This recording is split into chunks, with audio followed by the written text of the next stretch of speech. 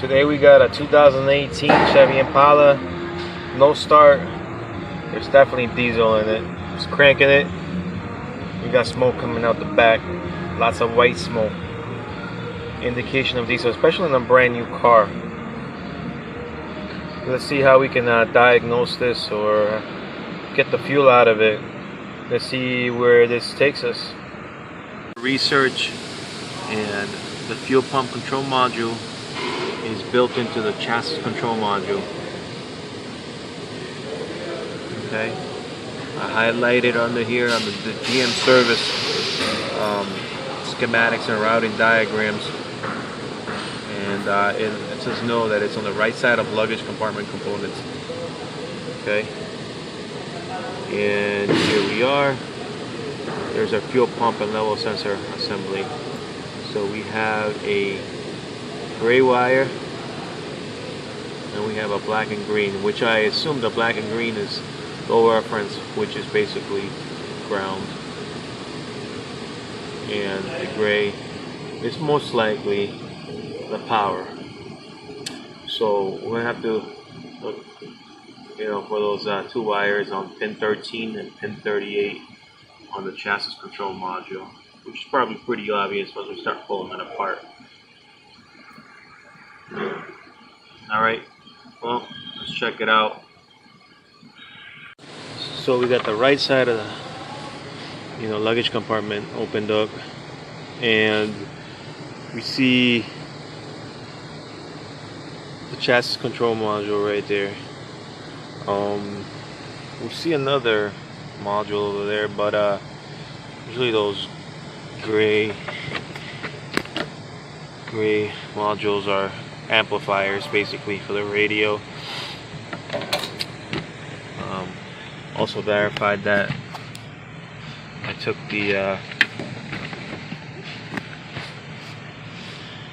took some of the electrical tape off. As you can see, we can see that black and green wire over here.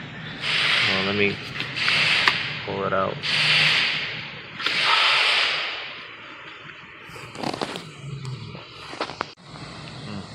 The black and green wire.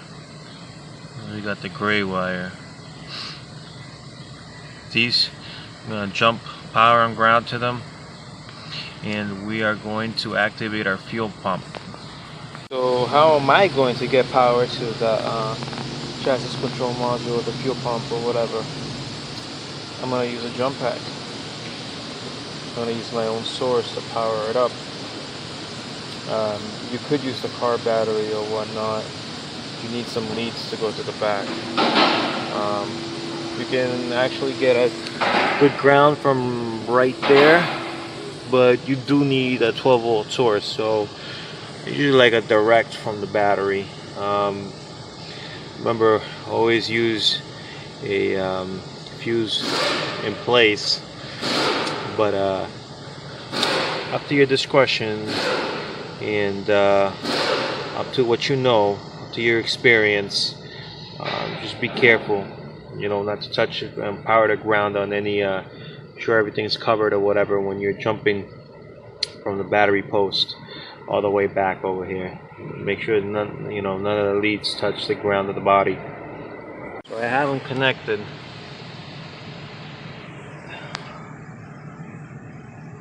I got the ground to the black and green, and the gray pot to the power. And I'm using the booster pack. Now let's double check this over here. We have all this connected, so I separated the fuel line of the fuel rail, as you can see over there. And, you gotta take the cover off and everything to get access. And let's make sure we are draining the fuel pump. As we can see, it's pissing like a racehorse. Drain the tank fully. Push that in there real well.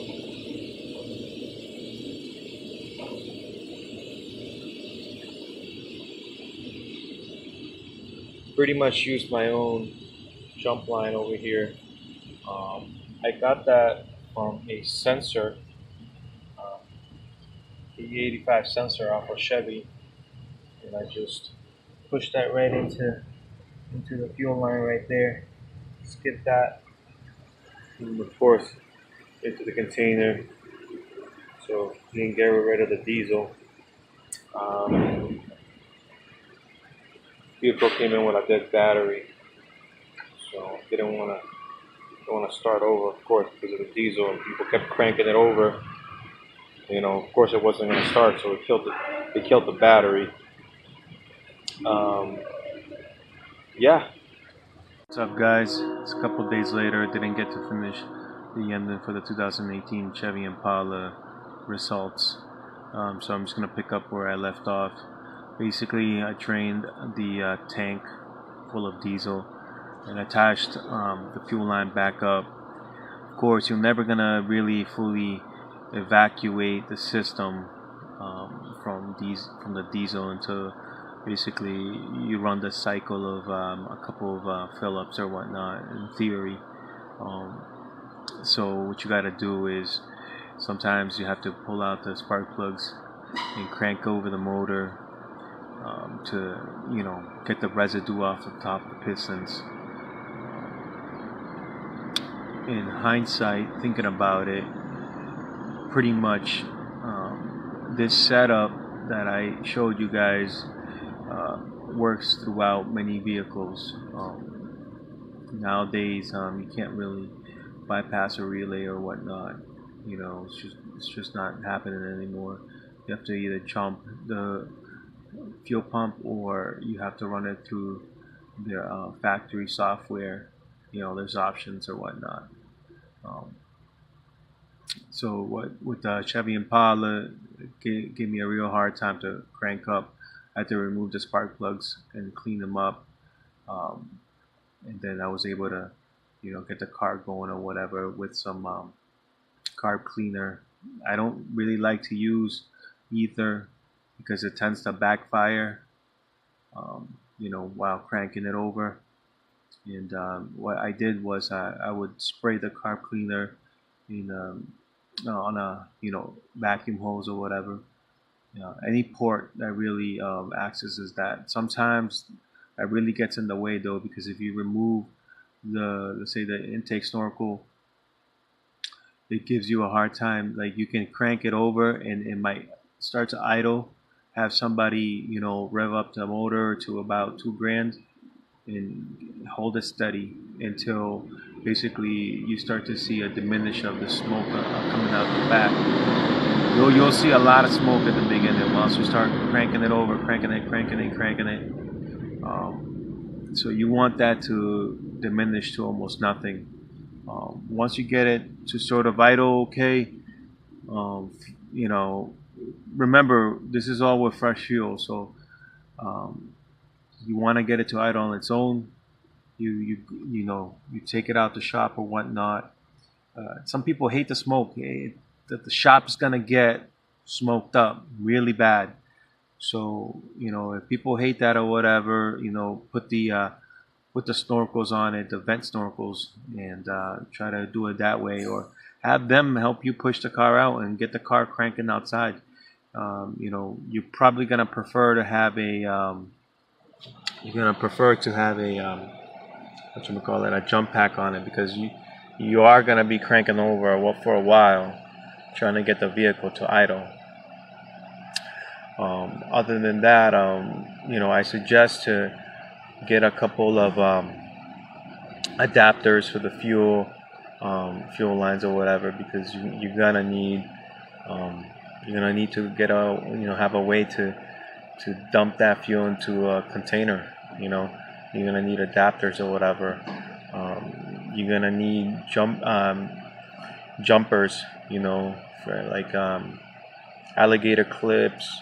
You're gonna need long wires, you know, a spare battery, maybe a jump pack.